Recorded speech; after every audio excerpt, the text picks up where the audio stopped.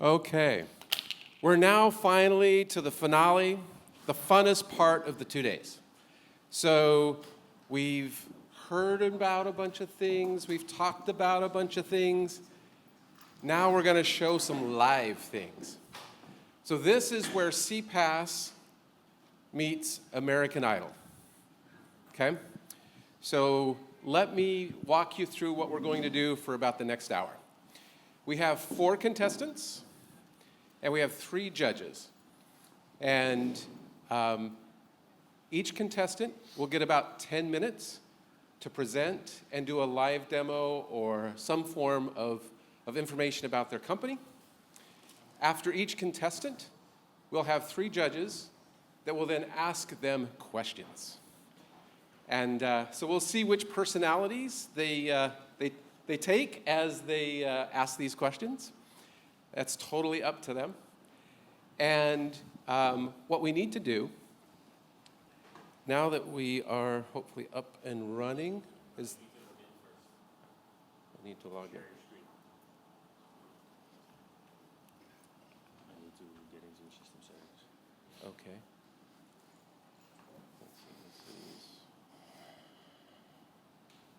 Okay.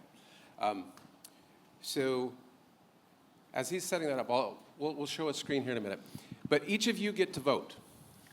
So we have 3 judges and actually a 4th judge, which is you. So we have a QR code here that we'll show you in just a moment.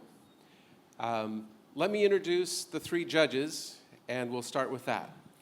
So we have Amy from STL Partners. If you want to come and join us on the couch. We have Andrew, who wears many hats, and now it's a judge's hat. And then Mike Mills from Gamma. Welcome to the couch. All right, we'll get you a couple of mics here. Got one here. All right.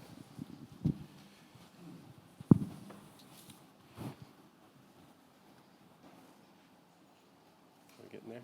All right. So as soon as we get the QR code shared, so maybe get your phones ready so that you can take a picture as we bring that up here on the screen. And then once you're logged in, let me walk you through who's joining us. So we have our first contestant will be Telex. Our second contestant will be Radicis. Our third contestant is, are we calling you X-Connect today? All right, excellent. And then our 4th contestant will be Creo Solutions. So,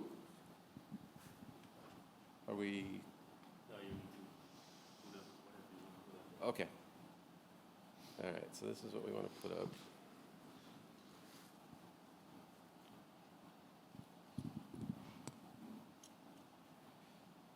Okay.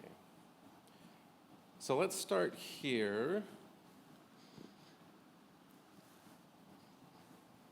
So we're running off the HDMI now?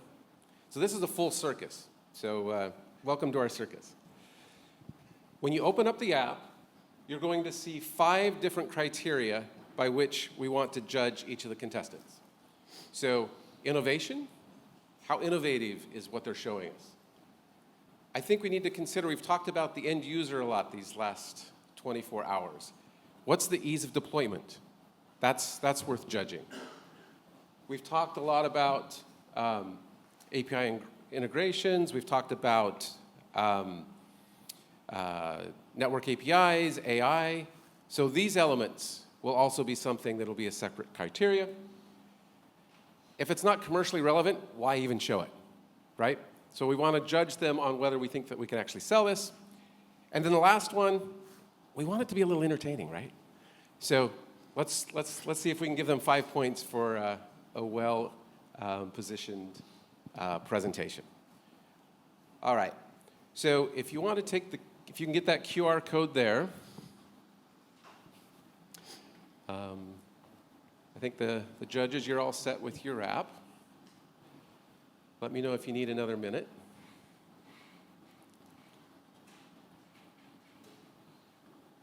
You'll need to put your email and your name in.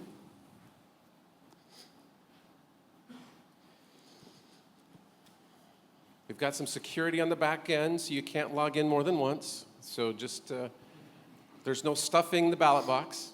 Did you use a network API for that? Version 2.0. I like that idea.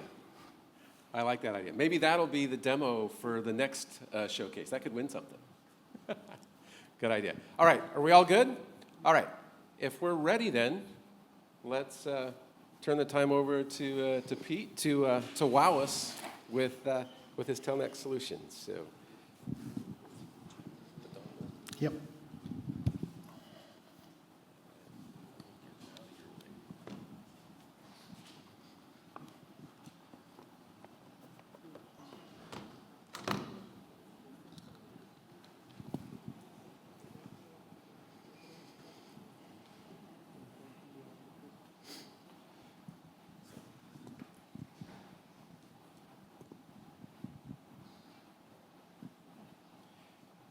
So Radis is here on deck, so when he finishes up, you can come and connect.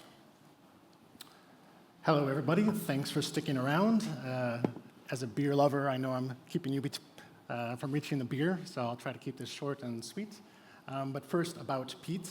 Fun fact about me, I used to live in San Francisco during the iPhone boom, and I was at an SF New Tech event where a fellow by the name of Jeff Lawson demoed a new startup in 2009. Some of you in the room may have heard of it. At the time, he had a bunch of hair. I still have some hair, so let's see what happens in 12 years or so. Something else, fun fact about me, is I was the first product manager of voice at MessageBird. So MessageBird started as an SMS company, but then we expanded into voice, and that's where I was brought onto the team, because I knew Twilio quite well at that point.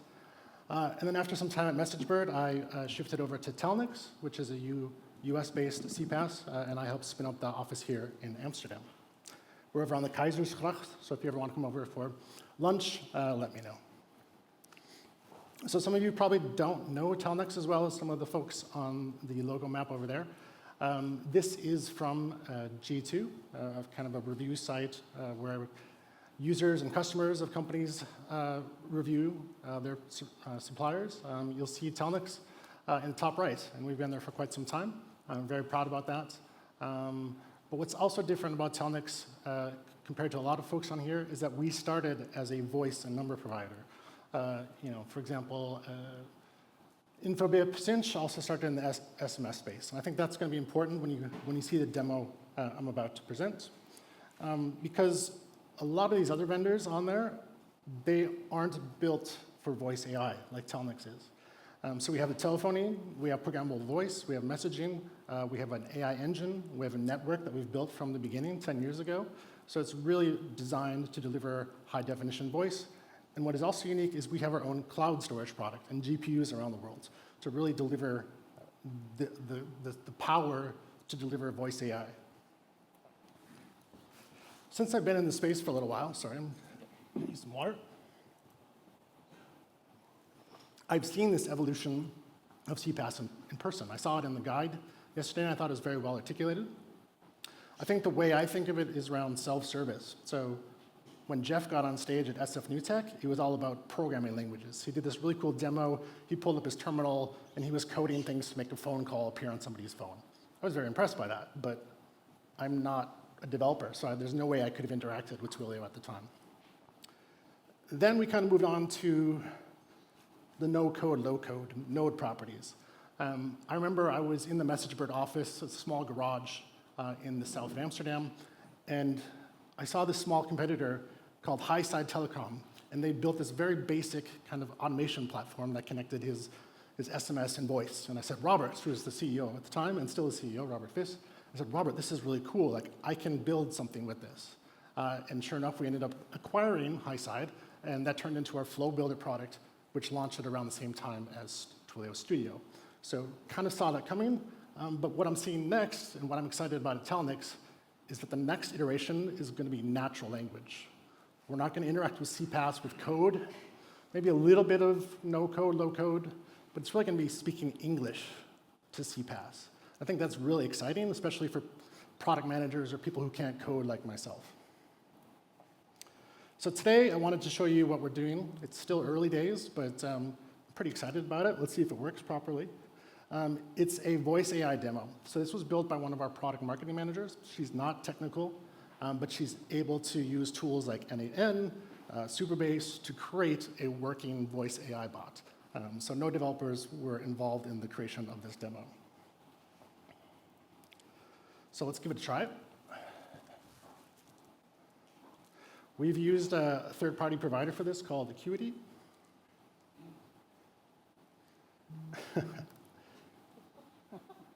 Okay, demo gods. It was working earlier. Here I am. So this has got my phone number in it. Confirm appointment. So this is using all Telnix in the back end, just Acuity to make the appointment through the UI.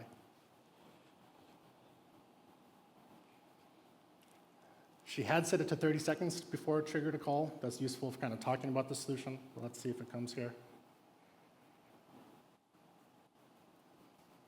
Okay, we got a call. Hello, Pete. I'm calling from Health Hub to confirm your appointment on September 25th at 7 a.m. Does this work for you? No, I need to rebook. I'm sorry. Could you please clarify what you mean by I need the repo? Are you saying you need a repository, or perhaps you meant to say you need to reschedule or cancel your appointment? Yeah, you're right. It was the second one.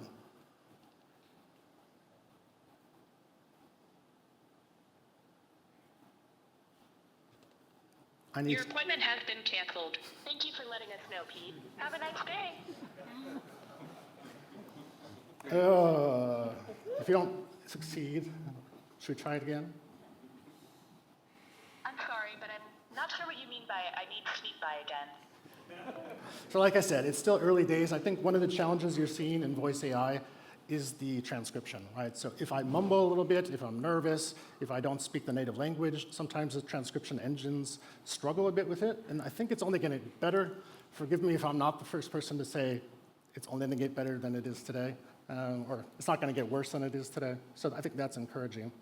But what's really happening here in the back end, like I said, is all about English. So what we've done is we've basically told an agent, this is what I want you to do for this basic appointment scheduling flow. So you can use different models. Again, this is the Telnix dashboard. So this is all built on top of APIs, on top of our voice, on top of our SMS, on top of our numbers, all in one, so you don't have to go to another provider. But what you can do, say you have an OpenAI account, you like it, you can use that model. You can use Grok if you like Grok. You can use Google. So it's really up to you to find the model that works best for your use case. You can add variables, so it's going to be smart. If it recognizes my phone number, it can say, hey, Pete, thanks for calling in, things like that. It's all connected via webhooks or MCP servers, which is kind of the latest and greatest. So you can connect to Zapier, and you can unlock all sorts of different tools. So that's all there. With voice, we have our own natural-sounding voices that we use for this, but you can also bring in voices from other providers like AWS or Azure or ElevenLabs. So it's up to you. We're not trying to be the best for everything. We understand that some providers like ElevenLabs have done a really nice job with voices. So if that's what you want to do, bring it on in. So what we were using today was DeepGram, but you can also use Azure, you can use Google. It's really up to you. Because we're in the EU, we don't really allow Gather, or we don't allow Google yet, but it's coming. Other things you can add, knowledge bases. So your system can be very intelligent, pull information about your company, and so forth.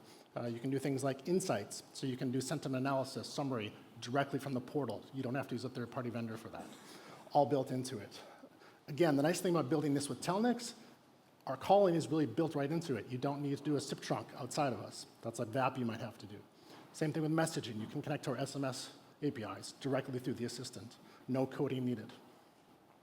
So you have a website. You're a health club. You want to put a chat on there where people can call you instead of intercom where you're chatting. You can now put a voice bot on there, and it will call. It'll just show up, and you can call directly via the website. So that's coming. Conversation history. You can go back in and see how are people interacting with your voice bot. You can make changes. Oh, they didn't really understand that word. Let's make sure we know what that is in our dictionary. Oh, they're pronouncing that wrong. Let's make sure we pronounce it correctly.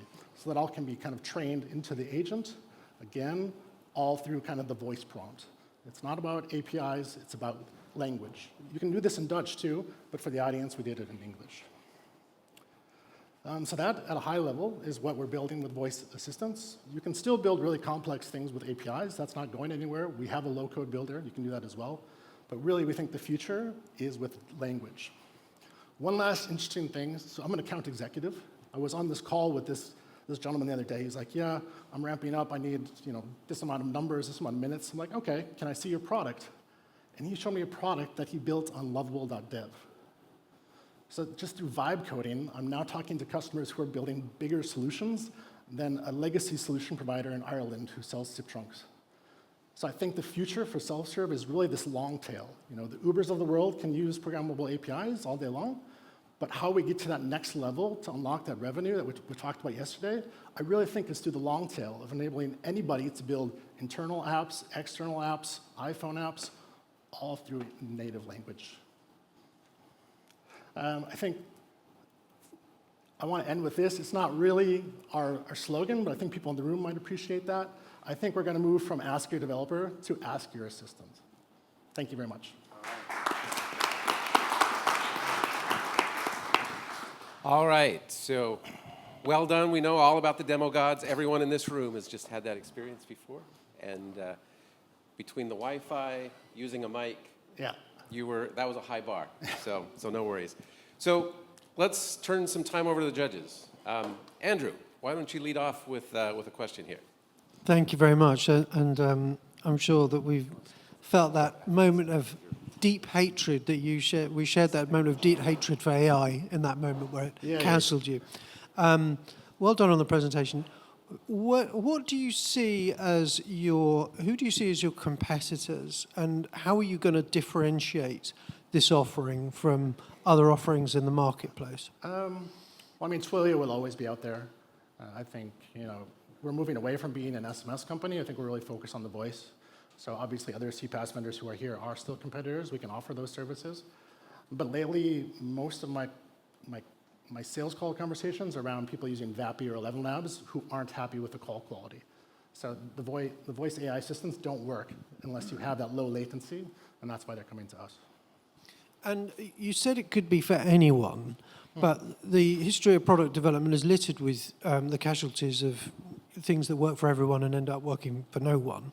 Where do you think you're going to start? Where would you pitch it to? Is it mid-market, small market? Which kind of areas? And what's your route to market for that? I think we have had some conversations with enterprise. They're a little bit more risk-averse.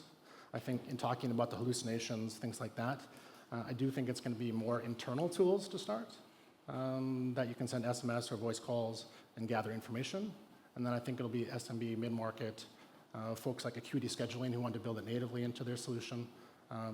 But that's kind of how I see it evolving. So just to summarize, you see yourselves using this a bit more internally before you start going externally. Is that what you said? Sorry, I think everybody will. I think most AI will start internally. We have a Slack channel called What I Built with AI. So what was the technical hiccup? Why didn't your demo work this time? Because the transcription engine misunderstood me because I was getting nervous and it was a bit mumbly. So it didn't hear me say, I want to rebook.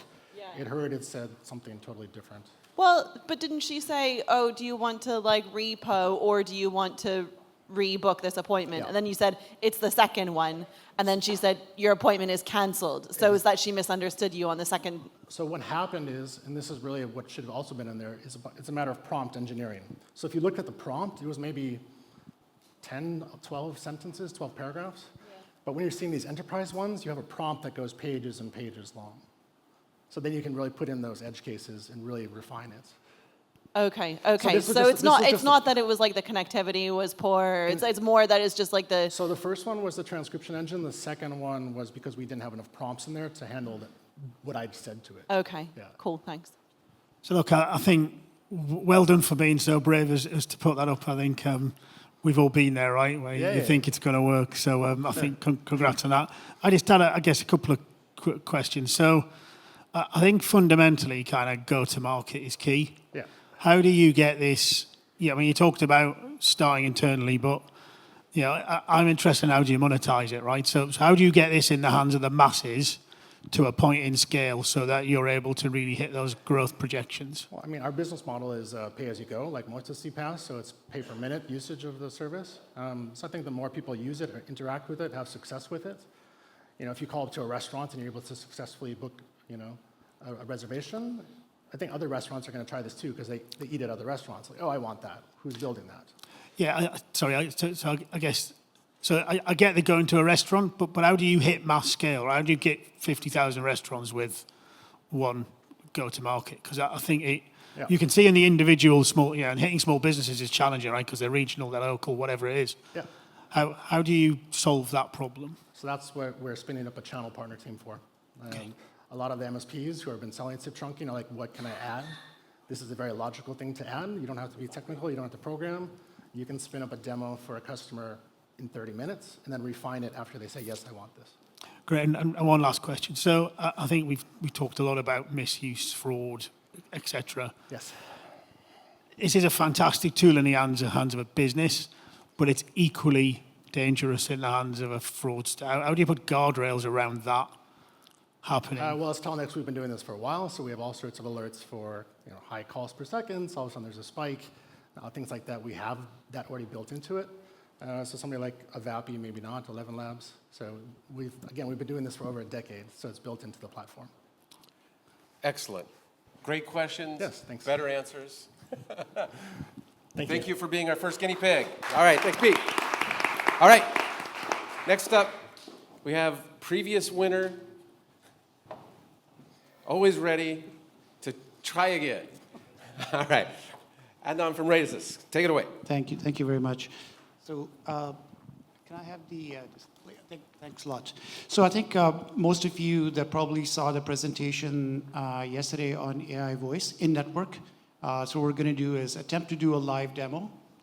So this live demo will show a personal virtual assistant that works without any applications. It works with agentic AI. It will take actions and commands from me. It will make an outbound call to my esteemed colleague, Ralph, over there. He will accept the call. We will both be on a call, and my virtual assistant and agent will help answer questions about my personal content that I've given to my assistant, as well as any general content that's available through AI. So with that said, just to re-emphasize the point that this is, the key points here are there's no apps needed. This works directly, natively inside the operator network, in any operator network on any device. No applications need to be downloaded, no expensive smartphones needed, no interoperability barriers because it will work on any telephony network. And so hence it's always available. All you do is you use your native dialer to make a phone call. So with that, what I'm going to show you is maybe one last slide so you got a picture in your mind here. First of all, what I'm going to do is make a call to my virtual assistant. It's my private assistant, has knowledge of, I've provided to it like documents, emails, calendars. I can ask it questions. Then I'm going to ask it to call Ralph. We'll get connected. And once we're connected, I'm still going to have, I can go and add the virtual assistant to a live call between two parties and ask the assistant to help us get some additional information.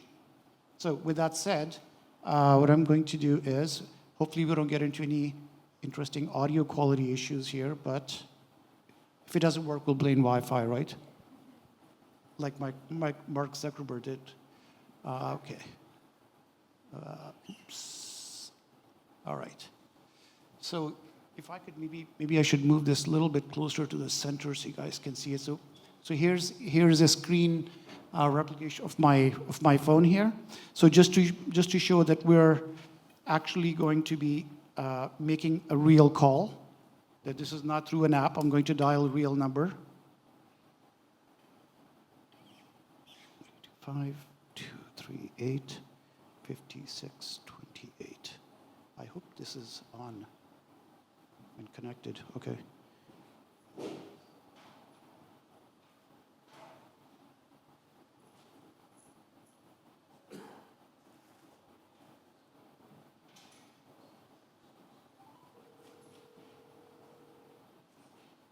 Hi, Adnan.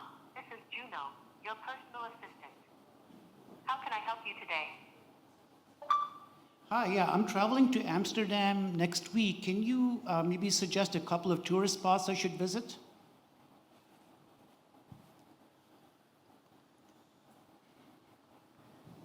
You should visit the Rijksmuseum and the Anne Frank House in Amsterdam. I'm also traveling to Barcelona. Can you remind me of my travel itinerary, please? Departure from Vancouver to Barcelona, Friday, February 28th. Departure from Barcelona to Vancouver, Saturday, March 8th. Okay, great. Can you remind me what I was supposed to purchase for my kids? Your son wants a Pedri's home jersey and your daughter would like a Gaudi-themed puzzle. Okay, great. And can you remind me what I was supposed to purchase for my wife? Artisanal chocolates from La Rambla. Great, thank you. Can you please call Ralph for me, please? Sure, Adnan. Adding Ralph now. Please wait while I'm connecting you to the person you want to call.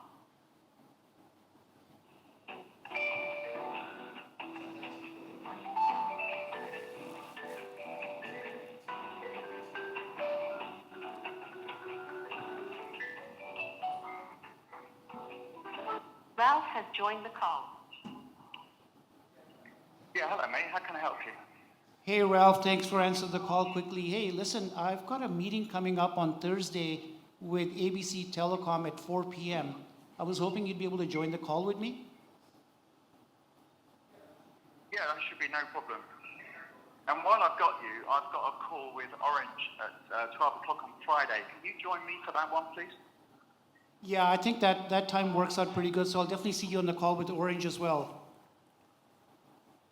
Hey, listen, we are both going to be in Amsterdam next week and going to be staying near the central station there. Would you be able to join me for dinner? Yeah, that would be great, please. Okay, let me check with my assistant, see if she can recommend some maybe restaurants around that area. Hey, Juno, I'm going to be in Amsterdam near the central station. Can you recommend 2 steakhouse restaurants for me?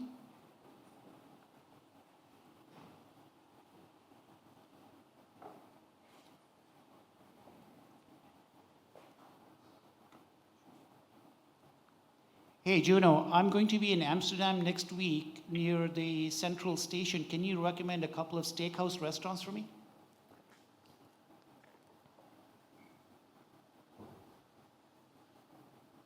You can try CAU Amsterdam and Loach Central for great steak near Amsterdam Central Station. Hey, Juno, can you tell me more about the first option?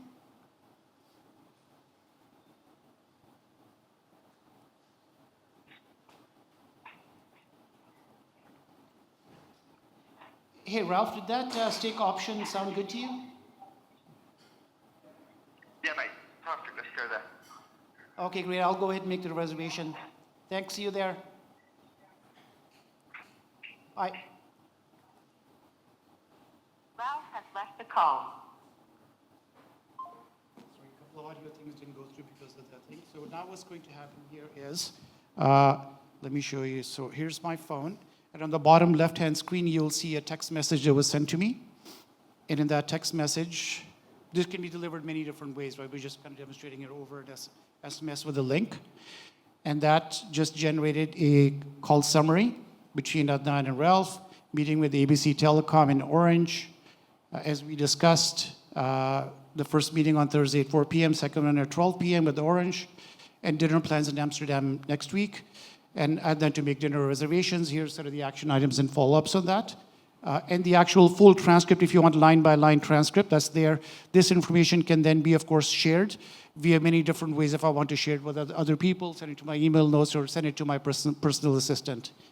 So one last thing I'm going to show you here is, see if I can do this with one hand. If I move this thing over, there's also a portal where this is me as the subscriber to my virtual assistant. I can go into my call history here. There's my call history. This is the last call at the very top that I just had with Ralph. And if I go back in here and in my Knowledge Hub, see, remember when I asked it what was my personal itinerary, it knew it because I gave it those documents. It knew what my kids wanted to buy as a reminder, just as examples to show you can put as much data that is your private, customized data that is only available to me as on my portal so that I can ask my assistant for help. Now here, I just made a call, and that call, as you see at the right top there, this is the call I just had with Ralph. So I'm going to click that. I'm going to give that conversation history, that call that I just had, to my personal assistant as well. So I just selected that, and I'm going to say import that as well. Okay. And now you see down here where I'm pointing, that call transcript is now also with my personal assistant. So I'm going to make one last quick little call to see that if I ask my assistant about just the recent call that I just had, I'll just go and use this easy so I don't have to redial the number, and ask about my recent call with Ralph.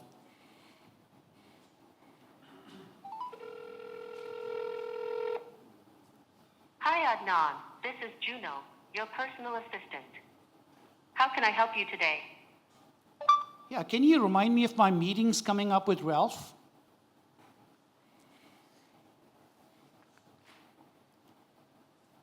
Meeting with ABC Telecom on Thursday at 4 p.m. and meeting with Orange on Friday at 12 p.m. Is there any dinner reservation plans with Ralph?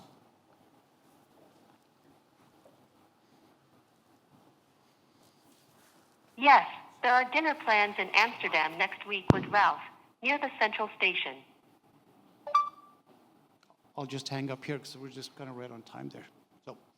So just a quick recap or summary of this thing.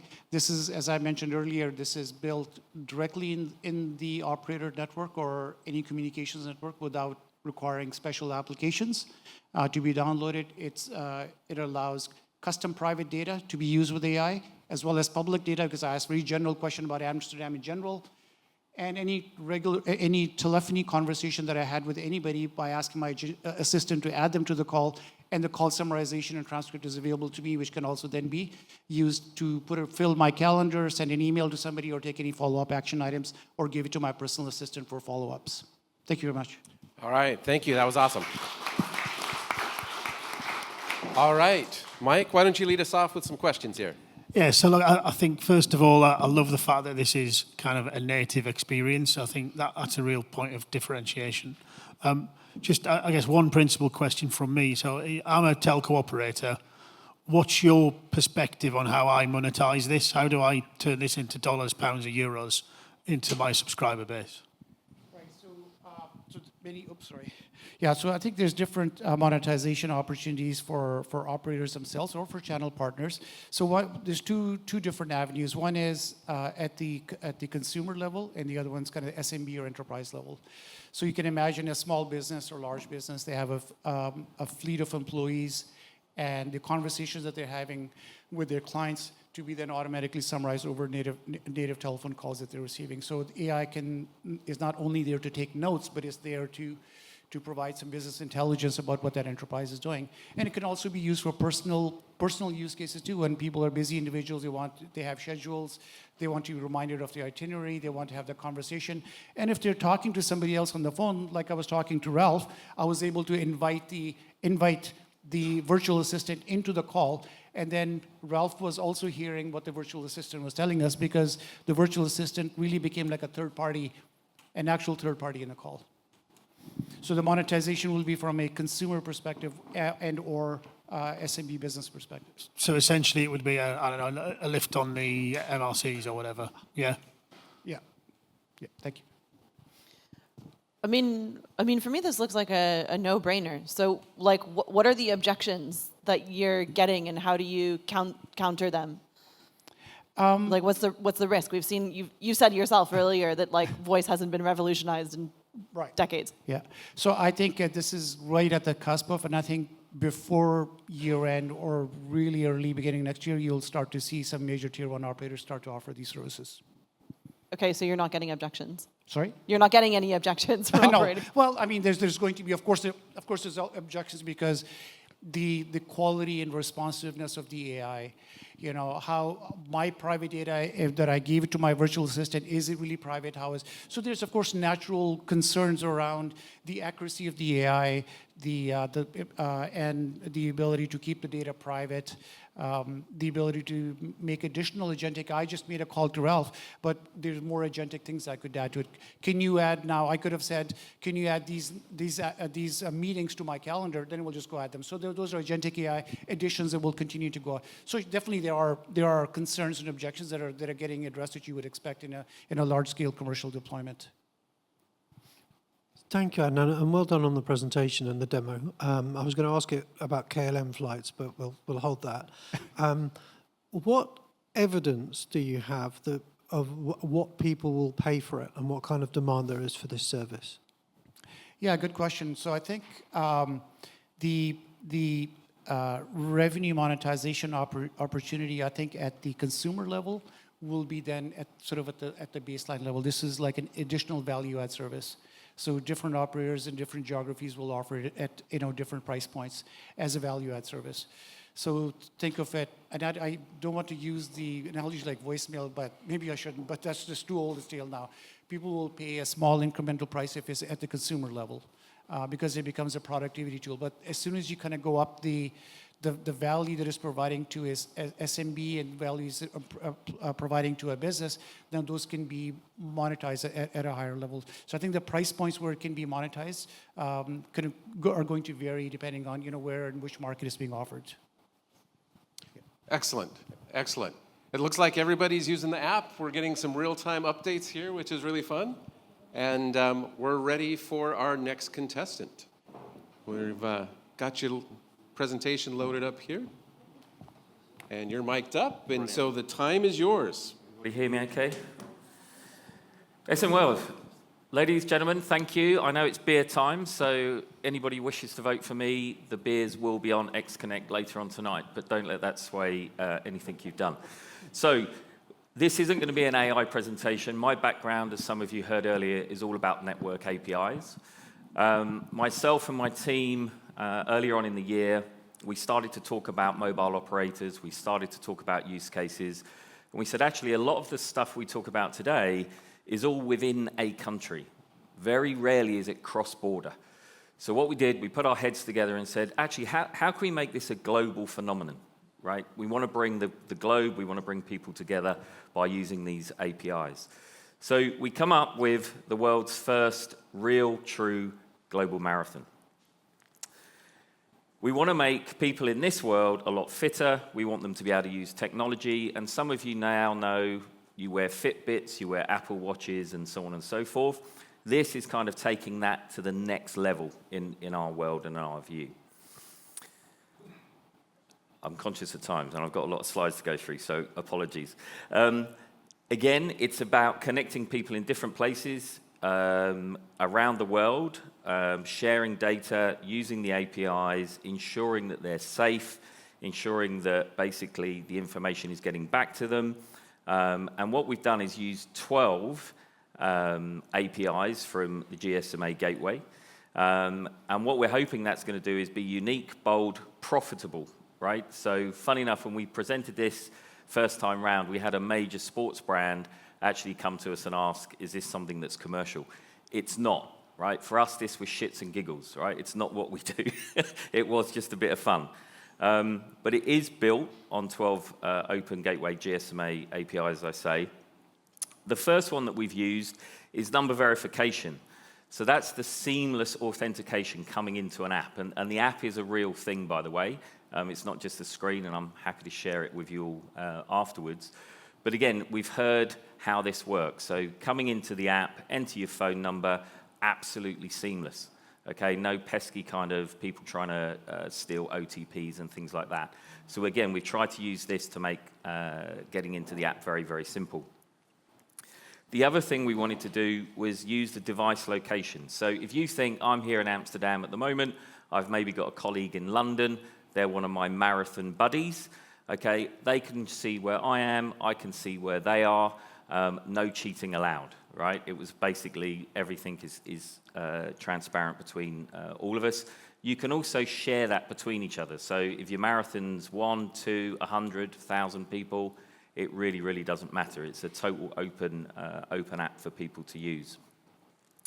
The other thing I've noticed since being here in Amsterdam, occasionally when you go over a bridge, there's a little, you can't cross here. There's like a sign down the road, roadblocks and so on and so forth.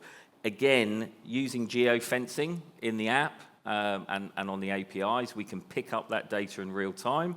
So if you are running, it will give you an alert, actually don't turn left. It will re-trigger then your marathon route for you. So again, very intuitive the way that this has been designed. The other API, quality on demand, and we spoke about that a few times over the last couple of days. So marathons, when they are running, there's sometimes tens of thousands of people in different areas. Again, to make sure this app is working for the runners, we've decided to pull in the quality of demand API at that particular point in time. So the runners, again, can keep everything up to date. The data is being shared in the right way, and no interruptions in anything that you're doing. This one, KYC, why did we enter this? We want to make sure that actually, you're not Usain Bolt and you're trying to pretend to be somebody else. You are who you say you are. And again, it's based back on the mobile data. This isn't pulling data in from anywhere else. All API-driven, operator-driven, quality informative data. We know the phone's in your hand.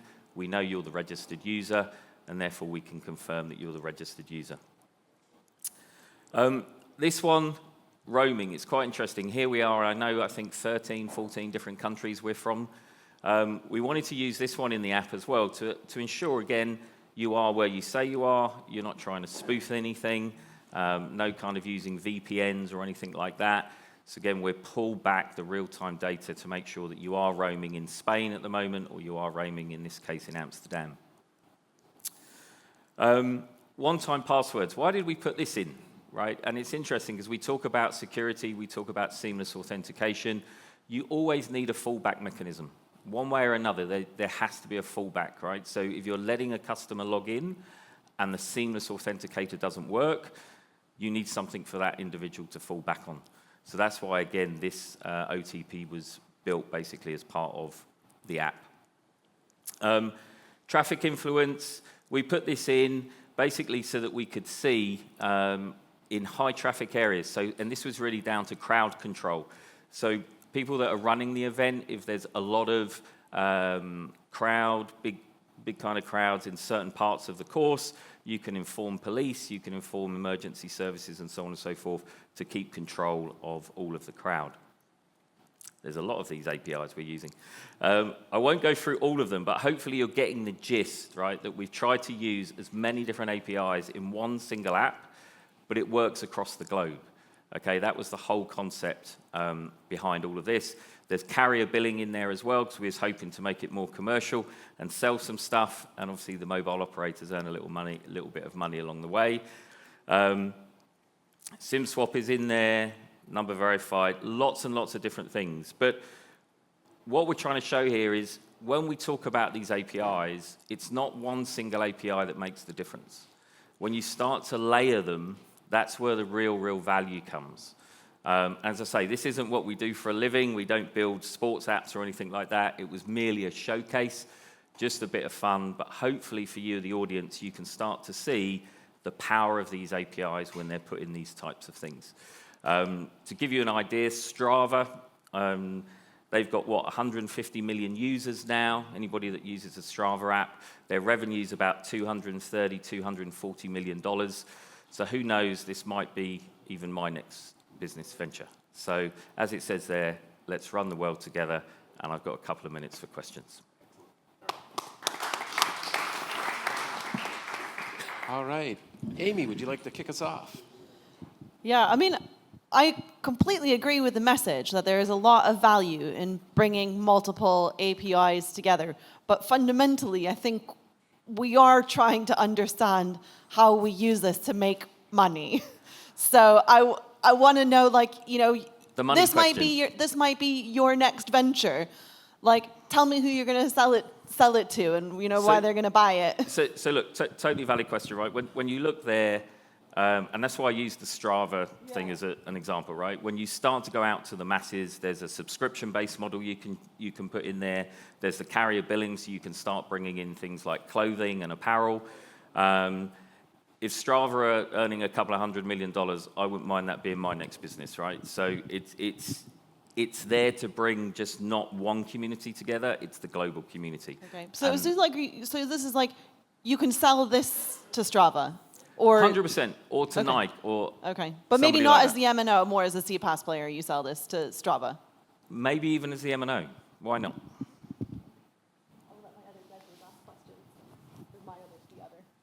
Here's a tough one coming. Really I can see on his face. It's a really stupid question, right? How can you run a global marathon? Because everyone's got different hills and different routes and different temperatures and... Here's the key, right? In the word marathon, they're all the same distance. Yeah, but the New York Marathon is different from the London Marathon, is different from the Sahara Marathon, you know. 100%, but they're still marathons, right? It's still the challenge of a global marathon where if you can't be together face-to-face, but you want to run a marathon with a friend, you kick off, and then you continue the course together. I see, so it's not a race, it's a social It's like telco APIs, right? It's not a sprint, it's a marathon. You just... Yeah. So, look, I think it kind of builds on this last point. So, target customer for this. Who's gonna make the real money? And how are you going to get this in the hands of people to make the real money? So look, I think the fact that it's based upon the telco APIs, the ultimate winner there will be the operators. The people that then take the app and then white label the app. There's obviously subscription bases and so on and so forth, right? So a subscription-based model, I should think, would work. Similar to, as I say, similar to the Strava model. One last question. Why couldn't we see the app working? Because I think you could have mic dropped and ran off if we'd seen the app working. This was the fallback mechanism, and thankfully we had one. We did try. And there was a lovely 9-minute video that was prepared and everything, but the audio and everything wasn't syncing, unfortunately. So you couldn't mic drop? Send us the video, though. I will. Happy to send it to you. Happy to send it to you. So what's the cost model on this? So if you've got 12 APIs in an app, how does that stack up from a cost perspective? So very good question. Depends, obviously, how often you call each API. At the moment, the APIs are charged on a transactional basis. Something that, as a community, we're doing with the operators today is talking to them more about a license-type model. So you'll pay an operator X, and then you can call that as many times as you wish.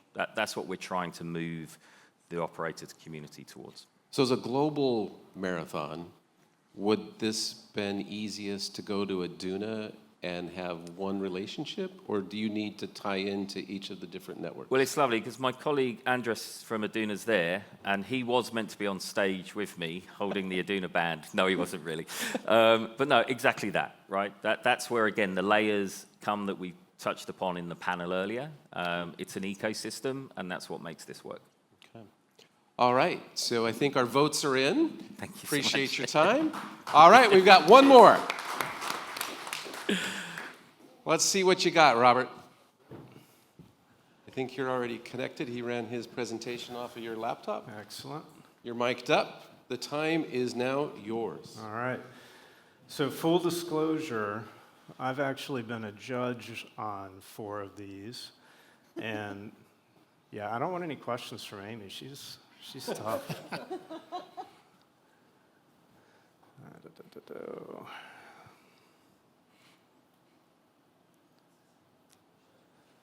All right, let's do some slides. Yeah, these are the toughest questions that we've had yet on a They are good panel. ones. They are very good ones.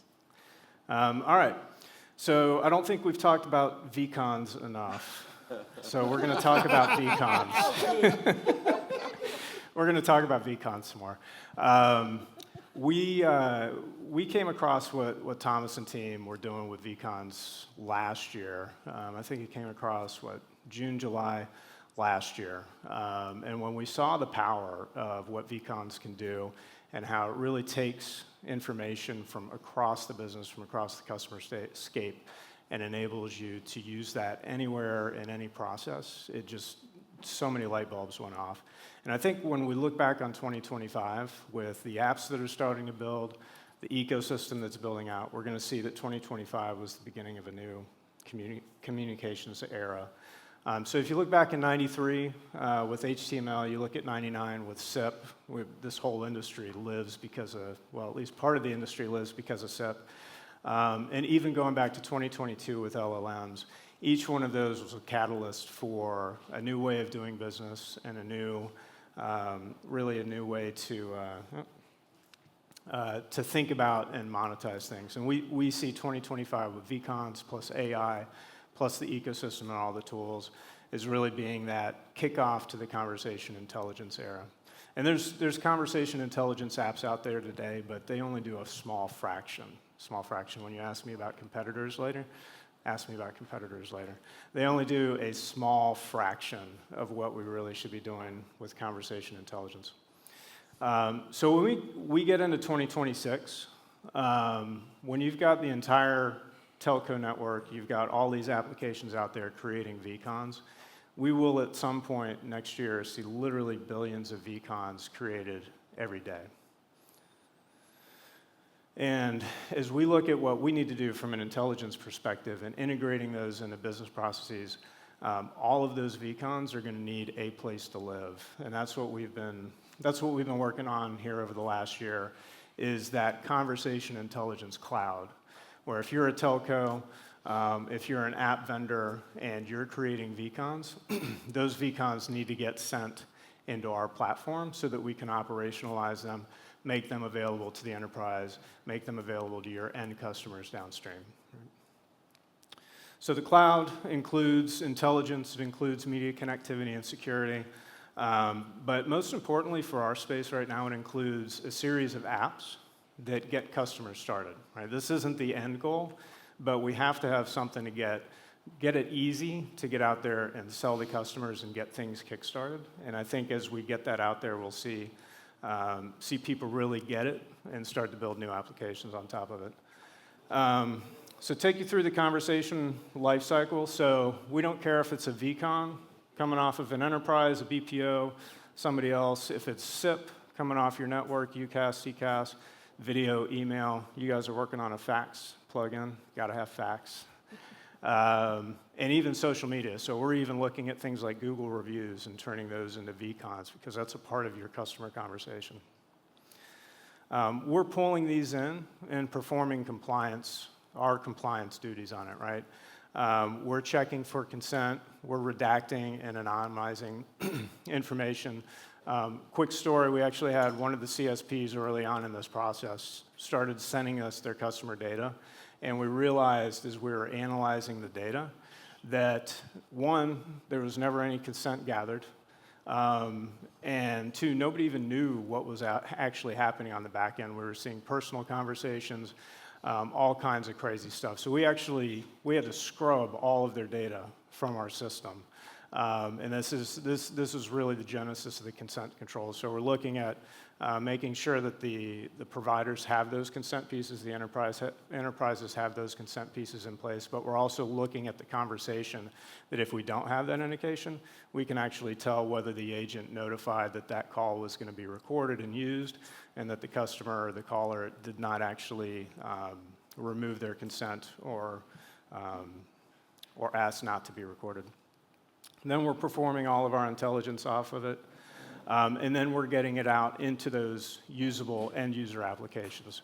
So we've got a series of copilots that are, if you use Microsoft Teams Copilot, that's where the name came from, right? But most companies aren't, especially SMBs, aren't using Microsoft Teams. They're not using copilots. But we wanted to give that same functionality to the SMBs, SMEs of the world.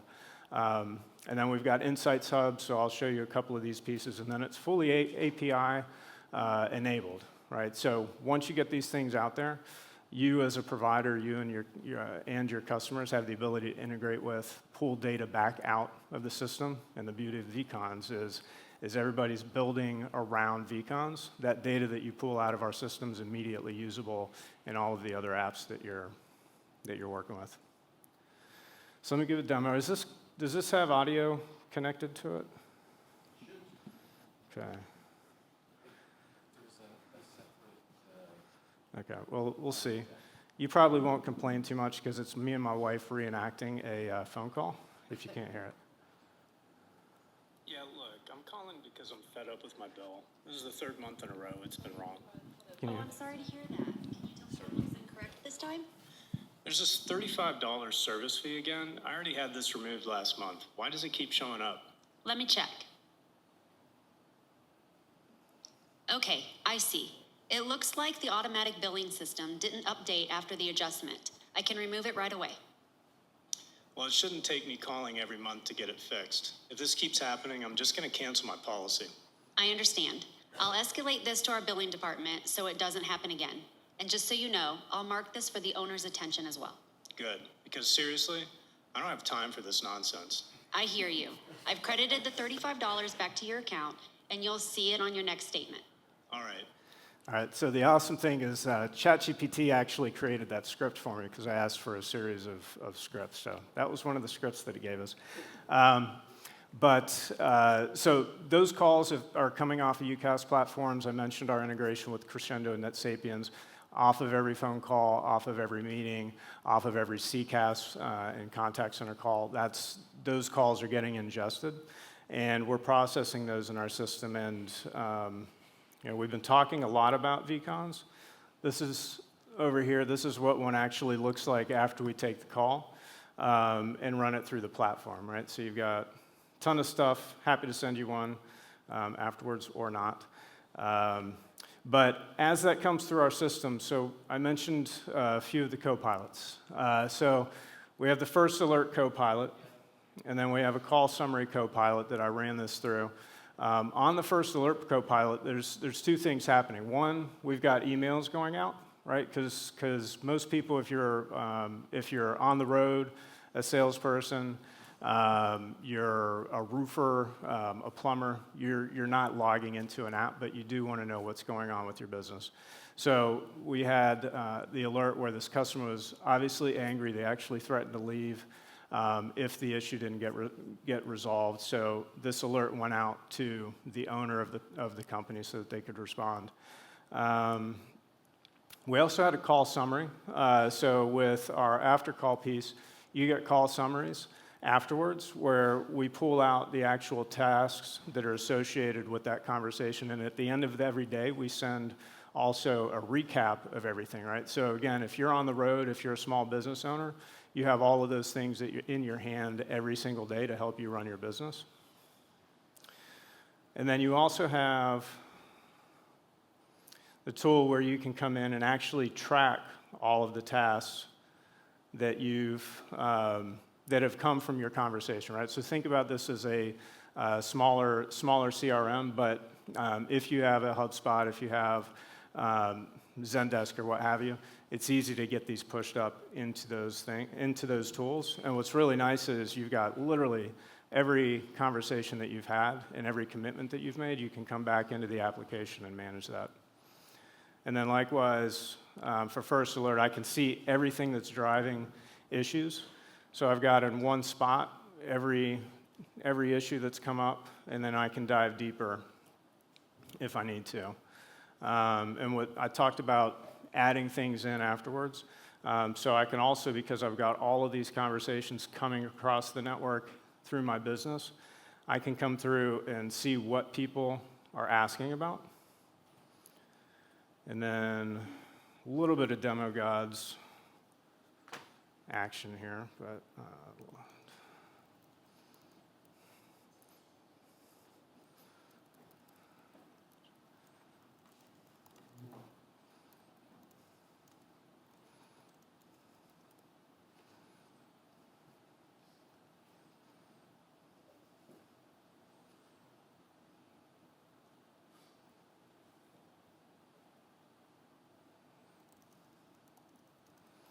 so I can actually interact with and query my data, right? Because this is all going into a data store.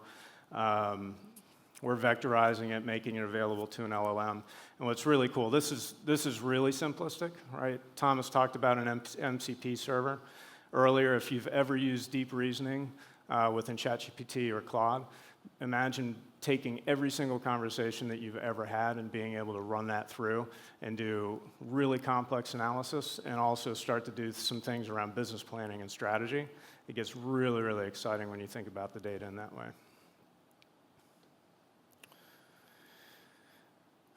All right, so from a provider perspective, am 1 minute. Am I out of time? All right, so I'm going long enough so I can't answer questions.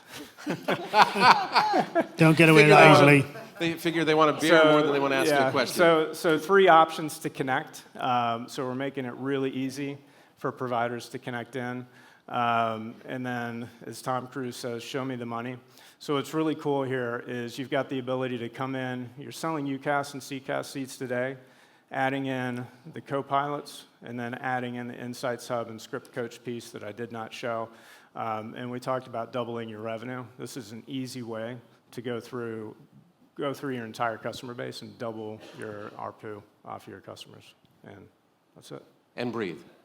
And take a breath. All right. Mike, let's drill in. Yeah, look, I think I've got one question. I think, look, really interesting technology, and I think interesting because it sits across multiple kind of requirements, routes to market, platforms. How do you scale this quickly and globally? Because I think that's the key to success here.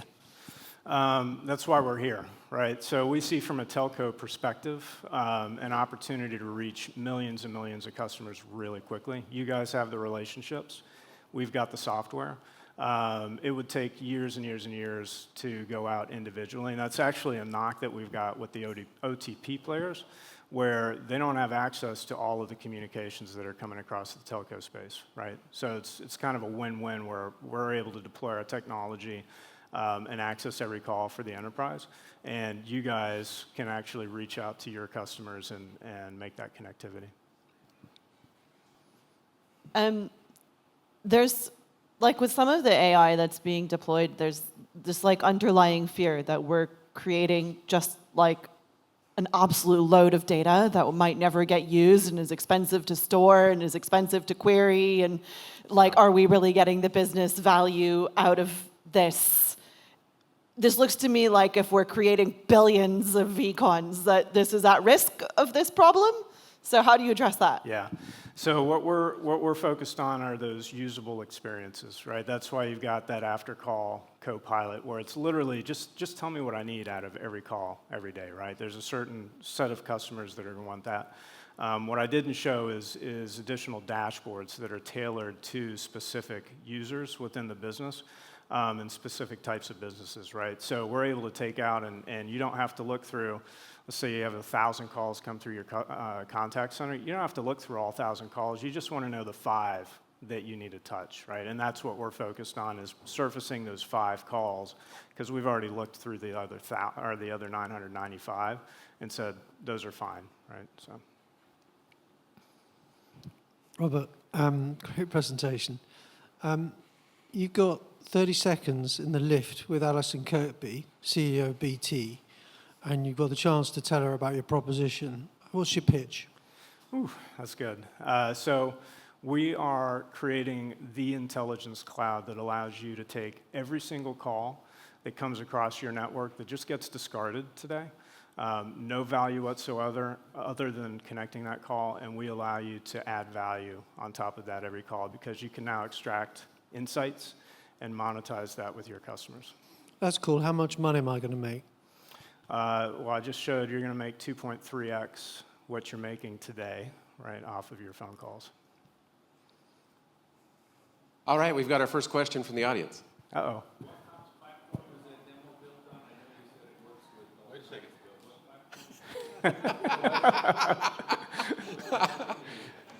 So I haven't voted yet. Yeah. So no, in Miami in October, you'll see this connected end-to-end with the NetSapiens Crescendo platform. So we're really excited, and we went with that connectivity option 3 with you guys. I think that was a 5-star demo. All right, we good? All right, let's give all of our contestants a big hand. All right, let's give the audience a big hand because you were judges. So let's look at where we're at from a audience perspective. We've got some real numbers up there. So the way this is going to work is this is one judge. We have 3 other judges that have very discerning reasons why they may give a score differently than what you have. So what we're going to do is Rob's going to close this down. We're going to go down the street for beers.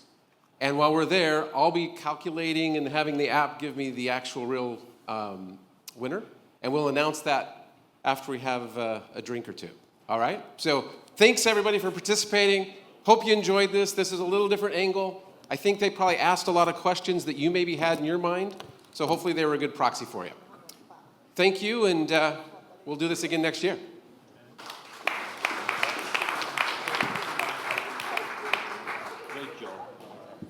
Great job. So that brings us to the end of this party. Can I get a switch for the slides?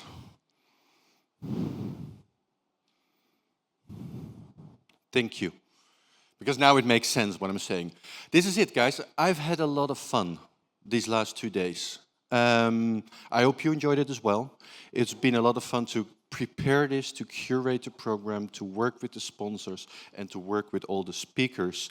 And I think it came out pretty nice.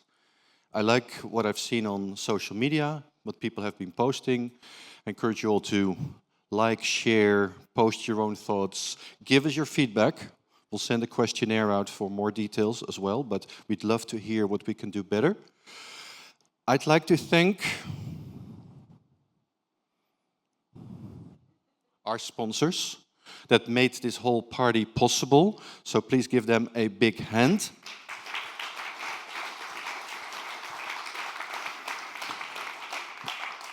And Mike, next time, I will remember your suggestion about handing out free Chromebooks. So I'll come back to you and see if you want to sponsor that, right? I like that. That was great. I'd like to call Nikolai to the stage because I think you've done an outstanding job these last 2 days.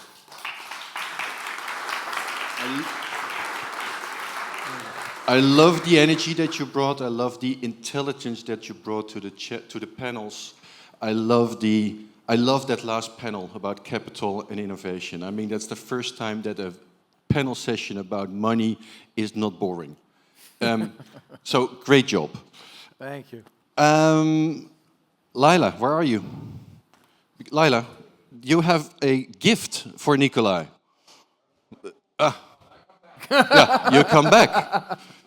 We have a little goodie bag for you. Oh, thank you. With everything you need for the rest of your stay in Amsterdam. Thank you. Thank you.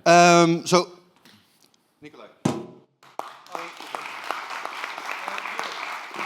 You were a fantastic audience. Thank you. You were amazing. And then I'd like to, Lila, where are you? Oh, because there's one person that did a lot of work to organize everything, the venue, the food, the whole program, and send out all the mails and remind me to do all the stuff that I needed to do. So that's it. Good luck. Hey!